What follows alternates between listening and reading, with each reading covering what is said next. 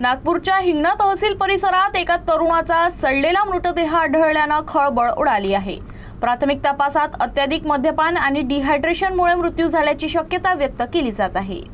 नागपूरच्या हिंगणा पोलीस ठाणे हद्दीत तहसील कार्यालयाच्या मैदानात 2 ते 3 दिवसांपूर्वीचा सडलेला मृतदेह आढळून आला। घटनेची माहिती मिळताच पोलिसांनी घटनास्थळी धाव घेत मृतदेह ताब्यात घेतला आणि शवविच्छेदनासाठी रुग्णालयात पाठवला। घटनास्थळाजवळ उभी असलेल्या दुचाकीच्या नंबरवरून मृतकाची ओळख 38 वर्षीय मनोज संतोष कडू अशी पटली। तो इसासनी इमारडीसी परिसरातील रहिवासी असून पेंटिंग काम करत होता। कुटुंबियांच्या माहितीनुसार मनोज 15 एप्रिलला घरातून बाहेर पडला होता, मात्र तो परत न आल्यानं चिंता होती। त्याला मद्यपानाची सवय असल्यानं तो अनेकदा घराबाहेर राहत असल्यामुळे तक्रार दाखल करण्यात आली नव्हती। शनिवारी सकाळी एका नागरिकानं मैदानात मृतदेह पडलेला असल्याची माहिती पोलिसांना दिली। प्राथमिक तपासात मृतदेह पूर्णपणे कुजलेल्या अवस्थेत असून 2 ते 3 दिवसांपूर्वीचा असल्याचं सांगितलं जात आहे। अत्याधिक मद्यपानामुळे तो तिथंच कोसळला असावा आणि डिहायड्रेशनमुळे मृत्यू झाला असावा असा पोलिसांचा अंदाज आहे। दरम्यान घटनेमागील नेमके कारण समजण्यासाठी पोलीस सीसीटीव्ही फुटेजचा तपास घेत आहेत। हिंगणा पोलिसांनी आकस्मिक मृत्यूची नोंद करून पुढील तपास सुरू केला आहे।